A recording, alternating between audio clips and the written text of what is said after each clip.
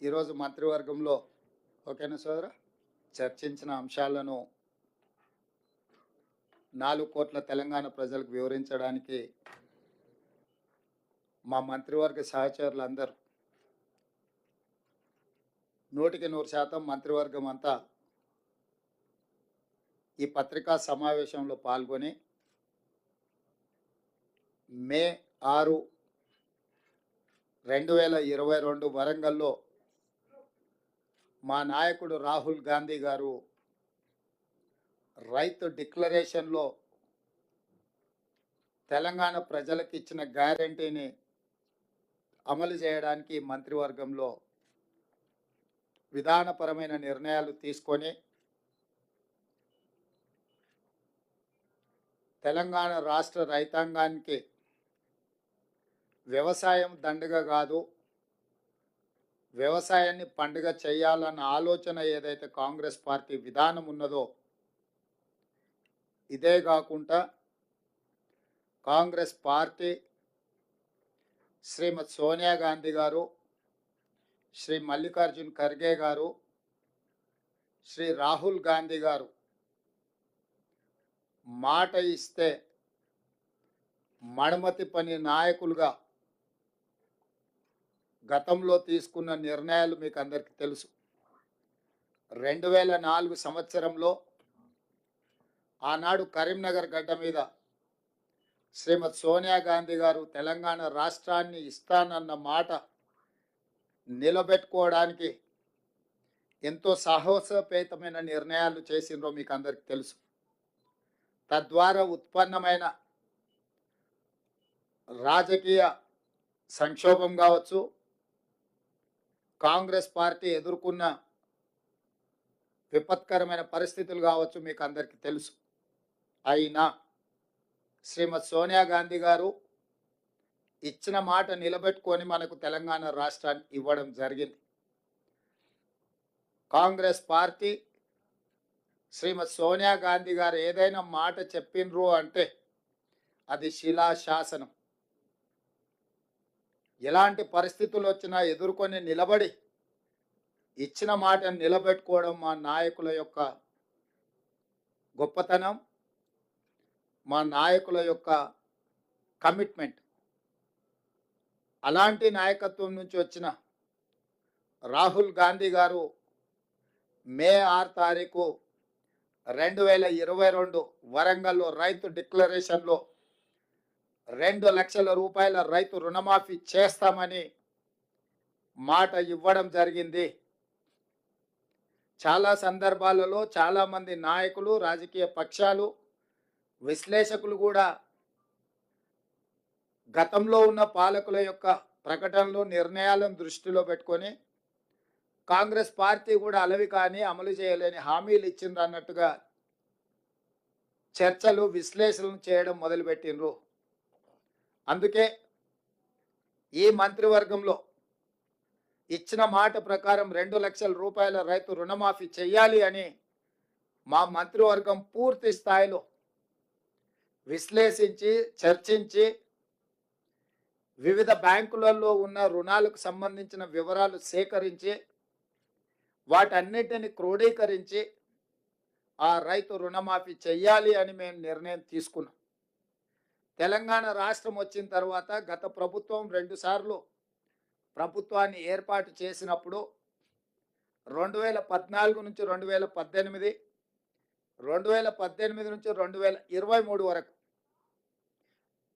2014 సంవత్సరంలో మార్చి 31, 2014 తారీఖు వరకు కట్ ఆఫ్ డేట్ తీసుకొని ఆనాటి ప్రభుత్వం రైతు రుణమాఫీ చేస్తే 16,000 కోట్ల రూపాయలు రైతుల ఖాతాలలో వేయడం జరిగింది.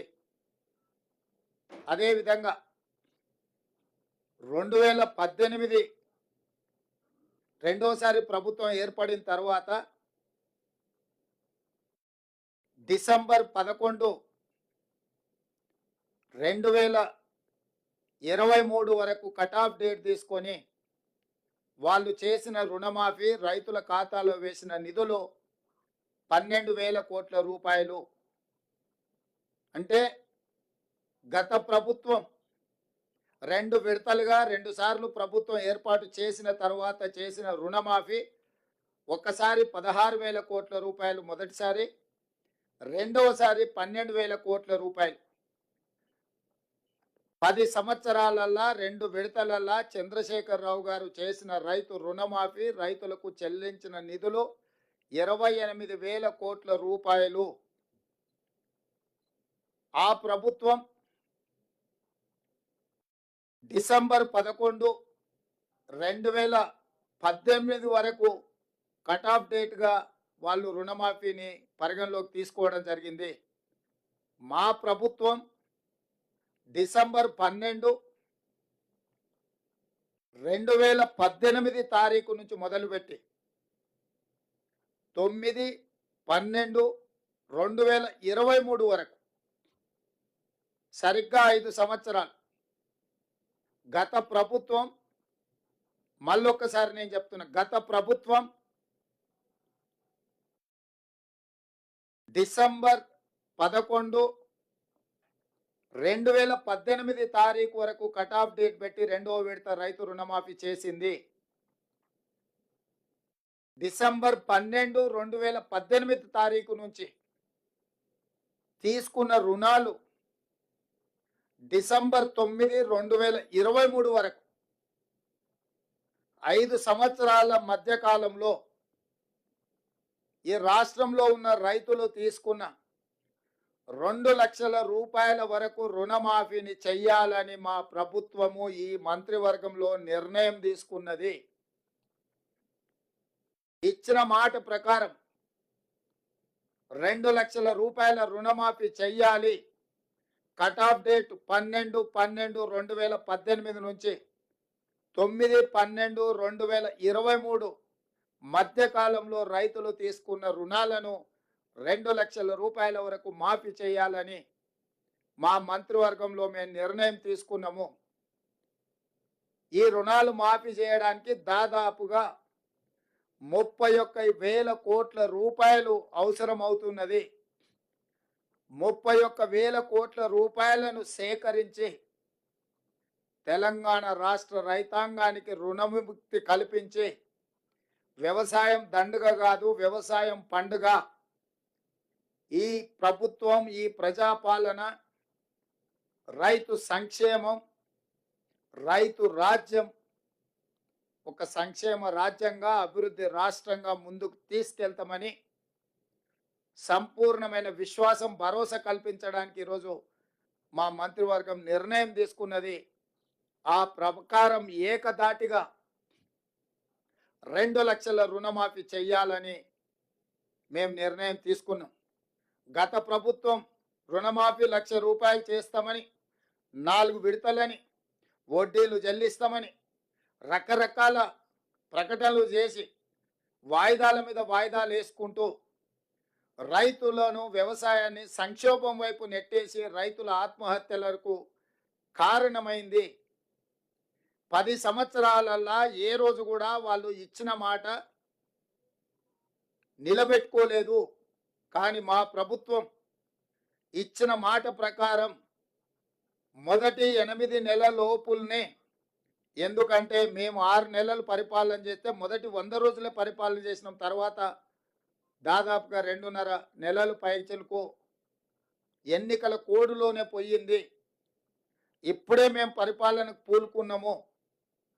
అందుకే మేము ఇచ్చిన మాట ప్రకారం 2 లక్షల రూపాయల వరకు రైతులకు రుణమాఫీ చెయ్యాలని మా మంత్రివర్గ సహచరులం అందరం ఒక కమిట్మెంట్తోని, ఒక సామాజిక బాధ్యతతోని ఇచ్చిన మాటను నిలబెట్టుకోవడానికి ముందుకు వచ్చినాం. అందుకే మీ ముందు మేమందరం కూర్చొని ఏకతాటి మీద, ఏక గొంతుకతో ఈ నిర్ణయం తీసుకొని మీ ముందు ప్రకటన చేస్తున్నాం. అదేవిధంగా రైతు భరోసాకు సంబంధించి చిలువలు పలువలుగా మాట్లాడుకుంటున్నారు. రకరకాల చర్చలు జరుగుతున్నాయి. అనర్హులకు ఇచ్చిందని ఒకరంటారు, నేషనల్ హైవేలో రోడ్లు వేసిన వాటికి ఇచ్చిందని ఇంకొకరంటారు, టాటాలకు, బిర్లాలకు ఇచ్చిందని మరొకరంటారు, ఆగర్భ శ్రీమంతులు జూబ్లీహిల్స్లో నివసించే ఫామ్ హౌస్ ఓనర్లకు ఇచ్చిందని ఇంకొకరంటారు. గజ్వేల్లో చంద్రశేఖరరావు గారి ఫామ్ హౌస్ కూడా వారు రైతు భరోసా కింద నిధులు తీసుకున్నాడని మరొకరు అంటారు.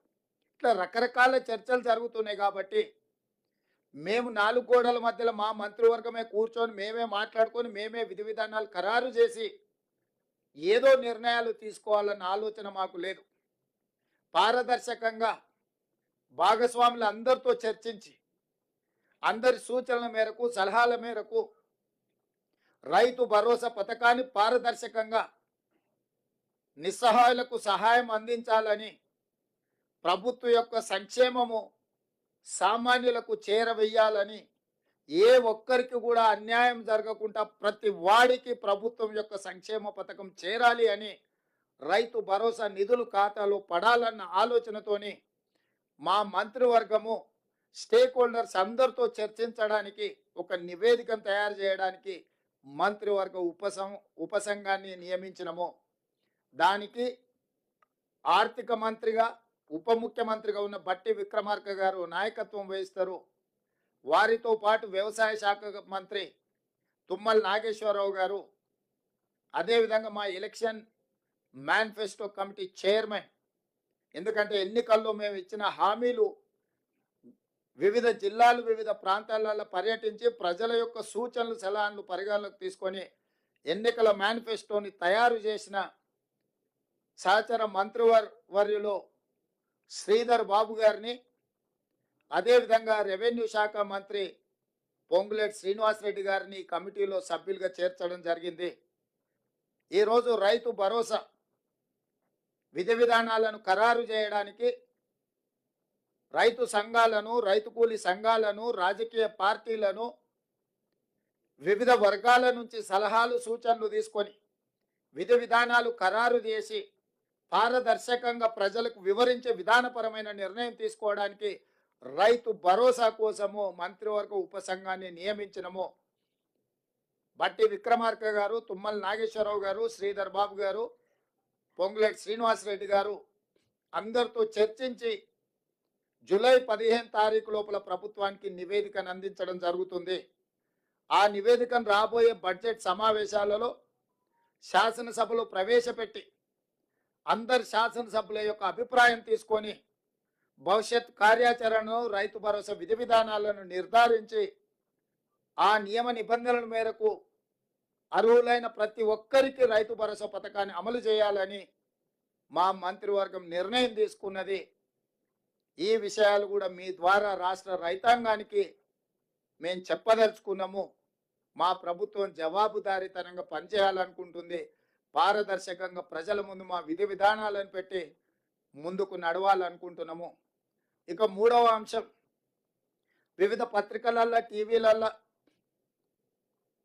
కొన్ని పొలిటికల్ పార్టీ ఓన్డ్ మీడియా కూడా రకరకాల రాద్ధాంతాలు, విషయాలను చిలువలు పలువలు చేసి లేదా ప్రభుత్వం మీద అపోహలు కలిగించడానికి లేదా ఎక్కడనో సమావేశాలలో ఉన్న మంత్రులను, ఎమ్మెల్యేలను లేని వార్తల్ని ప్రశ్నల రూపంలో వాళ్ళని అడిగి వాళ్ళతో ఏదో ఒకటి మాట్లాడించి దానికి ప్రచారం కల్పించి ప్రభుత్వం యొక్క ప్రతిష్ట దెబ్బతీయాలని ప్రయత్నం చేస్తున్నారు. అందుకు గాను మంత్రివర్గ నిర్ణయాలు కానీ ప్రభుత్వ పరిపాలనకు సంబంధించిన అంశాలను మీడియా మిత్రులకు బ్రీఫింగ్ చేయడానికి మంత్రివర్గం నుంచి 2 అధికార ప్రతినిధులుగా 2 మంత్రులను నియమిస్తున్నాము. దానికి శ్రీధర్ బాబు గారు మిత్రుడు, పొంగులేటి శ్రీనివాసరెడ్డి గారు బాధ్యత తీసుకుంటారు. మీడియా మిత్రులకు నా సూచన, మీకు ఎలాంటి ప్రభుత్వానికి సంబంధించిన అంశాలు కావచ్చు, వివరాలు కావచ్చు, అపోహలు కావచ్చు, మీకు సమాచారం కావాలంటే దానికి సంబంధించి శ్రీధర్ బాబు గారు, పొంగులేటి శ్రీనివాసరెడ్డి గారు ఎప్పుడు మీడియా మిత్రులకు అందుబాటులో ఉంటారు. వారిద్దరిచ్చే సమాచారమే అధికారిక సమాచారము. మీరు ఏది పడితే అది, ఎట్లా పడితే అట్లా ఊహించుకోవడానికి కానీ, ఖాయించుకోవడానికి కానీ, రాయించుకోవడానికి కానీ, చూయించుకోవడానికి కానీ అవకాశం లేకుండా పకడ్బందీగా ప్రభుత్వం ఈ నిర్ణయం తీసుకున్నది. కాబట్టి మీడియా మిత్రులకు ప్రభుత్వానికి సంబంధించిన ఏ సమాచారం కానీ లేకపోతే ఏ అపోహలను తొలగించుకోవడానికి వారిద్దరు అందుబాటులో ఉంటారు. మా ప్రభుత్వం పక్షాన పరిపాలనకు సంబంధించి మీకు ఏ వివరణ కావాలన్నా ఇద్దరు మంత్రులు అందుబాటులో ఉంటారు కాబట్టి ఇక నుంచి మీకు ఏదైనా సమాచారం అవసరమైతే ఆ ఇద్దరు మంత్రులను సంప్రదించాల్సిందిగా మీడియా మిత్రులకు నేను తెలియజేస్తున్నా. ఇక రాజకీయాలు అంటారా, రాజకీయాలకు సంబంధించి ఏ నాయకుడైనా మాట్లాడతాడు, ఏ మంత్రి అయినా మాట్లాడతారు.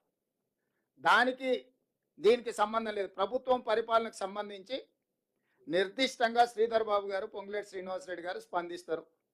మిగతా విషయాలు ఏదంటే సంబంధిత శాఖ మంత్రులు వాళ్ళ శాఖలకు సంబంధించిన వివరణలు కానీ వివరాలు కానీ మీకు అందిస్తారు.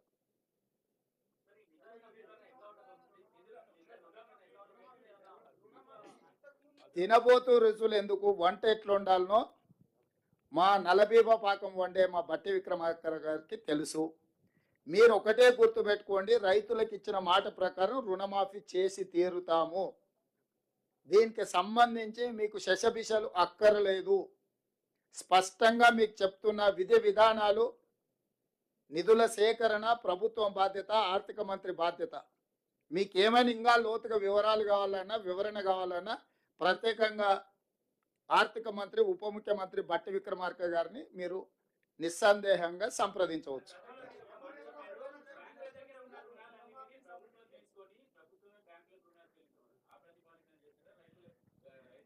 ఇప్పుడు రుణమాఫీ చేయడమే ప్రాతిపదిక. ఏ ప్రాతిపదికన చేస్తామనేది అది మా అంతర్గత అంశము. దానికి సంబంధించి వివరాలన్నీ కూడా మీరు తీరిక సమయంలో ఆర్థిక మంత్రి గారిని సంప్రదించండి, వారు వివరిస్తారు. సార్ దీనికి అర్హులు ఎవరు, అనర్హులు ఎవరు సార్? ఈ రుణమాఫీకి అర్హులు ఎవరు? ఆ అర్హులు అనర్హులకు సంబంధించి విధి విధానాల మీద పూర్తి స్థాయిలో చర్చించినము. నియమ నిబంధనలు అన్నిటిని కూడా మంత్రివర్గం ఆమోదించింది. తొందరలోనే మీకు ఆ జీవో విడుదల చేస్తాం. అందులో మీకు పూర్తి వివరాలు ఉంటాయి. ఇప్పుడే మీకు చెప్పిన పాత విధానాలు లేవు. 2 లక్షల రూపాయల రుణమాఫీ చేస్తామని క్లియర్గా చెప్పినాం.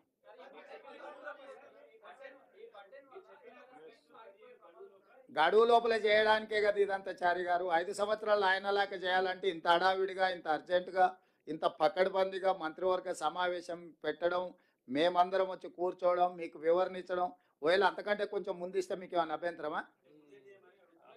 మీకేమైనా అభ్యంతరం ఉందా? చేయమని అడుగుతారా? ధన్యవాదాలు.